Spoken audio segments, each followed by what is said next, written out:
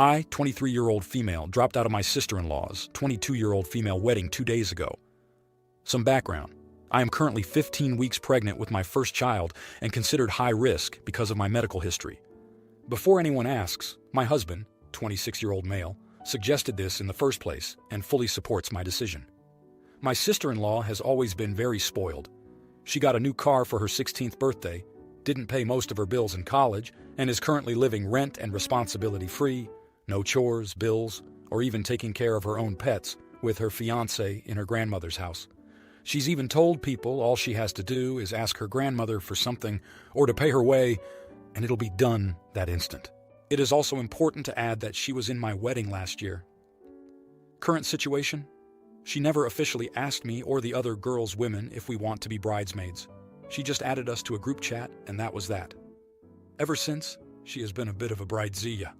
If I mentioned I couldn't go do something because my husband and I were saving for a house, she would say, "You'd only have to miss a day or two of work." When I asked her about which color shades she wanted our bridesmaids' dresses to be, she said, "It's the same on all the websites, just different names without telling which one was which." The final straw was last week when I explained to her I wouldn't be able to have my hair fully up because of the length, but I would try to do mostly up or half up. She replied with, "I'm sure you can find a way to do it up. You have time to figure it out before the wedding." On Monday, I sent her, "Hey husband," and I talked about it and have decided that it would be better if I were not to be a bridesmaid. With me being pregnant, I don't want to add additional stress or increase any risks I already have. I'm not sure that I will feel good enough to. I'm having a hard time finding a dress that will fit as well. I'm sorry that this is short notice. I just don't think I can do what you envision and be who you need me to be." She has not answered my text, but I heard from a family member that she is pissed off, and not in a momentary or minor way either. At this point, I want to tell her that if she has such little regard for me and my child's health and safety, then she doesn't have to be an aunt. So am I the idiot? Now, here are the comments. Comment 1. No idiots here, but you're going from 0 to 100 here. Take this as a lesson in practicing better communication skills because you could have spoken up from the get-go instead of going along with this nonsense until you backed out, and now you're threatening to remove her as an aunt because she has every right to feel some kind of way about her sister-in-law dropping out of her wedding all of a sudden. Let her stew and she will get over it. You've obviously never liked her, and let your resentment for her fester. To be honest, grow up. Comment 2. You're not the idiot. But if you continue to push this and say things like, she doesn't care about you or the baby, then you're definitely going to look like the idiot. Be the bigger person. Focus on your baby. Eventually, after the wedding, she'll pretend like nothing happened. Don't let narcissists like her get to you.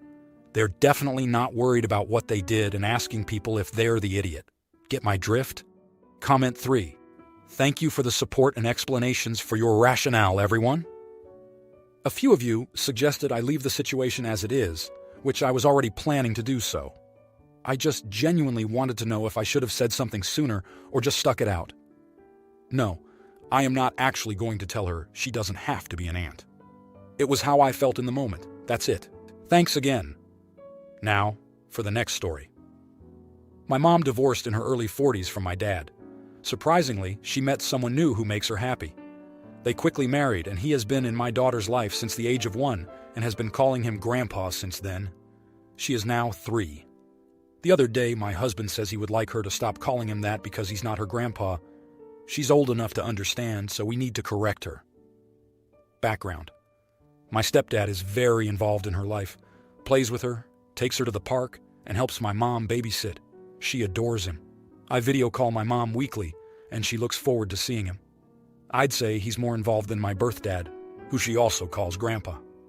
Now, here are the comments. Comment 1. Not the idiot. Someday she will know the step ties and her ancestry and affiliations by marriage, and will still love her grandpas. Right now, she knows the love. There is a need to differentiate between the blood and step ties. Comment 2. Not the idiot. He's her grandpa. Also, what does your husband mean by a 3-year-old should understand this relationship? 3-year-olds don't understand step-parent dynamics versus bio-parent dynamics. Comment 3. Not the idiot and WTF. What is wrong with your husband? Every little child needs a special grandma and grandpa. I had many of them, some of whom weren't even related to me by blood or marriage. Now, for the next story. Really quite shaken. Background. Having a tree cut down from our back garden and consulted with neighbors, of which the tree hangs into their garden, up to 3 to the right of our house. All seemed happy. Its going has dropped stuff into their gardens regularly. Even let us know that before we moved in, the houses on the back sent a letter to the council to get it removed, as it blocks out light and drops branches and seeds onto their garden too. Council said it's private property, so nothing could be done. I suffer from severe asthma, and this is made worse by hay fever in the summer, which I take tablets for all year round.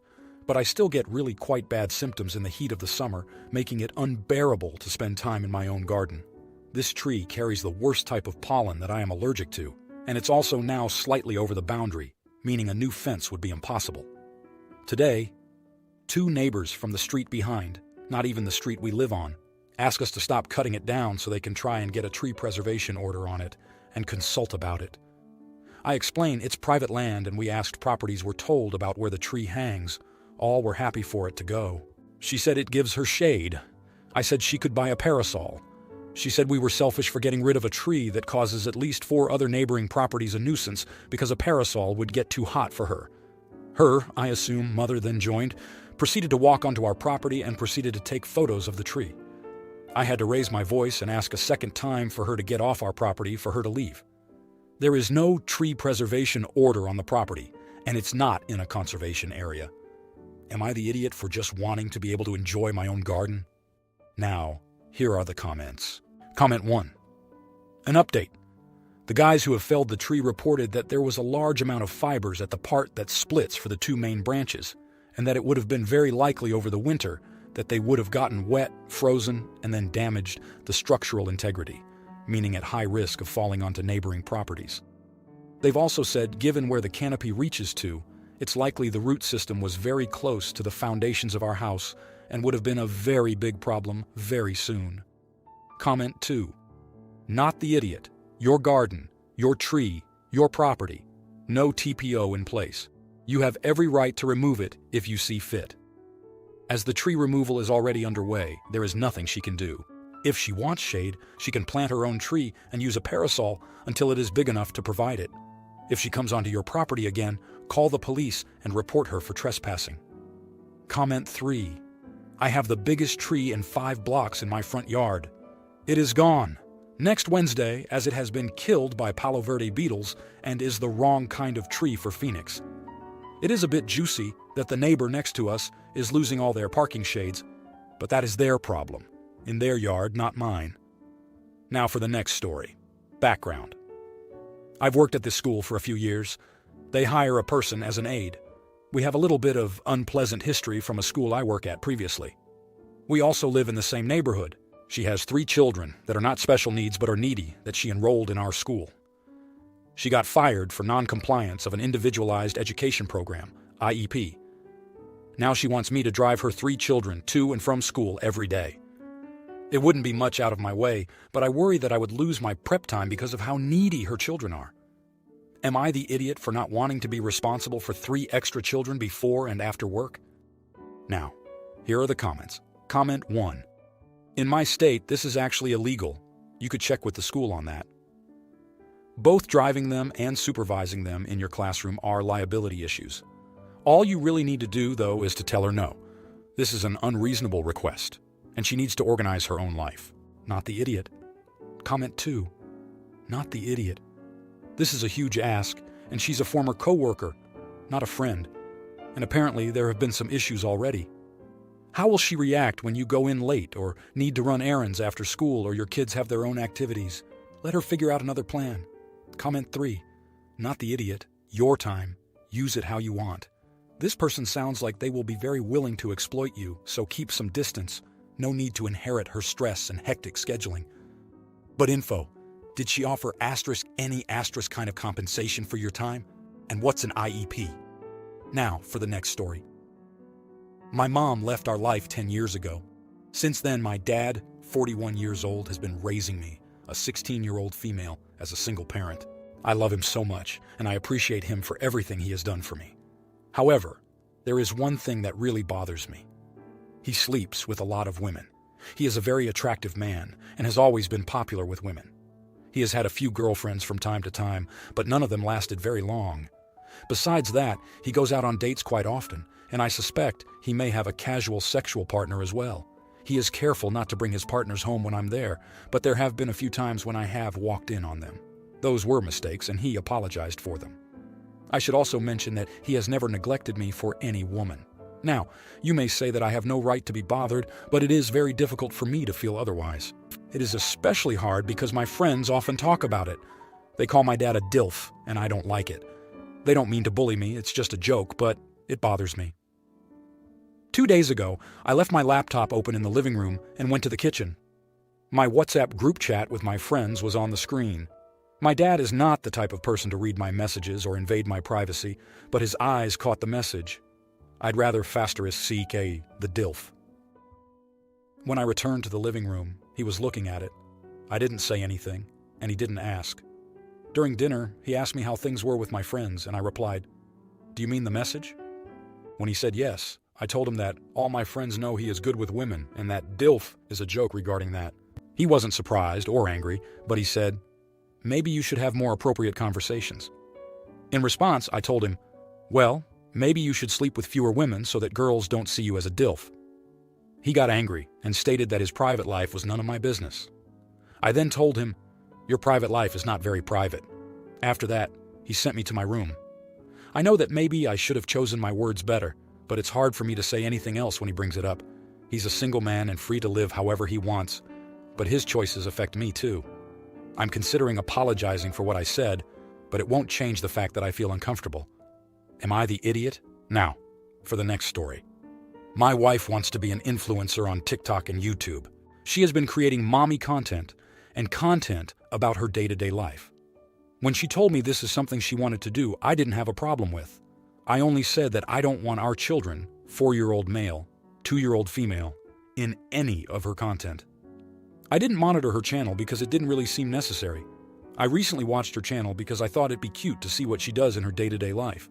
I found our children's faces in almost all of her content. I told her straight up, she needs to remove all of her content. She said that she knew I wouldn't agree, but she doesn't think this is a big deal. I don't like children's content. I feel like a lot of the time when you see that children make profit, they become less of your kids and more of a product, and your interactions become more performative. And I can see the same thing has happened to her because she posted a video of her getting our 2-year-old out of a tantrum and how she deals with it. But how is your first instinct to record and hold a camera while our baby is crying? She started crying, saying that she built this up, and this is her dream, and deleting her content will ruin it. And I said, I simply don't give a frick. If you don't delete it, I will consider a divorce. I know a lot of people have children on their social media, and I don't mind an Instagram or Facebook post.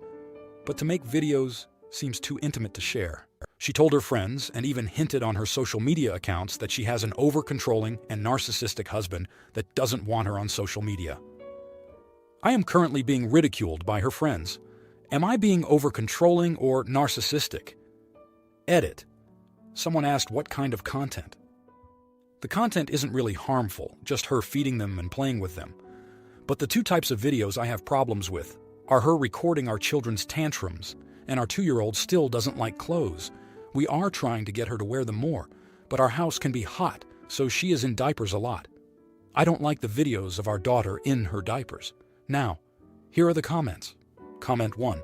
Not the idiot. She can be a content creator without kids in the videos. There are plenty of things to do. She can still do mommy content without the kids. Packing their lunches, how she gets ready, meal prep, just talking about how she handles discipline, etc. You are the other parent and have a right to say no to them being in influencer content. As for the question of are you generally narcissistic and controlling, I don't have enough info. How often do you threaten divorce? Are you controlling in other ways? It kind of sounds like this is bigger than, am I the idiot? Your wife might be struggling in her role as a mom if she's this latched on to being a mommy influencer. I would look into that. Comment 2. A business model that is built on exploiting your own kids is both ethically dodgy now and building up problems for your future relationship with your kids. That dream sounds more like a nightmare. If she's going to conduct her arguments with you via her social media, then she's told you just about everything you need to know. I'm pretty sure YouTube removes content with kids if they're told it's without parental consent, not the idiot. Comment 3. Influencers are garbage. People who want to be influencers are on their way to being just as bad. The fact that your wife included your children in her content after you specifically made that a boundary is a major problem. Your wife is never going to be an influencer. What she will end up being is a neglectful, abusive parent. Your children will never have privacy when it comes to her influencer aspirations. Not the idiot. If you like this video, you'll probably like these too. Also, while you're here, please consider subscribing. It's your support that keeps this channel alive and allows me to make better and longer videos. Have a great day.